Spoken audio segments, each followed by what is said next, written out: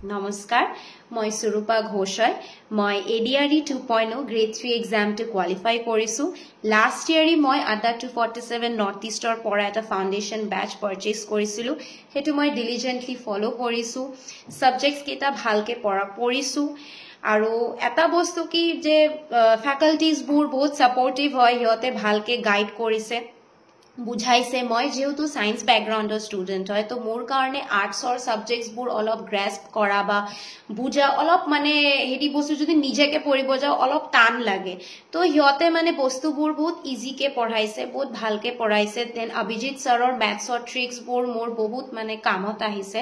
এক্সামত তো হেতু মই মানে বহুত মানে গ্ৰেটফুল এন্ড ধন্যবাদ ফ্যাকাল্টি বোৰ বহুত হেল্প কৰিছে সাপোৰ্ট কৰিছে হিয়তৰ গাইডেন্সটো মানে গাইডেন্সৰ কাৰণে আজি মানে হিয়াতে মই এক্সামটো ক্লিয়াৰ কৰিব পাৰিছো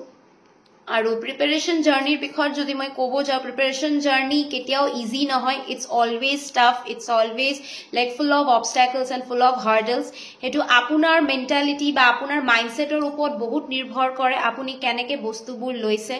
ঠিক আছে আপোনাৰ সেলফ বিলিভ থাকিব লাগিব কনসিস্টেন্সি থাকিব লাগিব তেতিয়া হলে আপোনাৰ কাৰণে যিকোনো বস্তু লাইফত আপুনি অচিভ কৰিব পাৰিব ঠিক আছে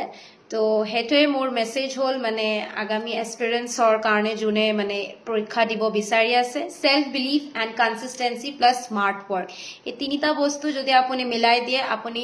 সাকসেস পাবই পাব আপোনাক কোনেও ৰখাব নোৱাৰে ধন্যবাদ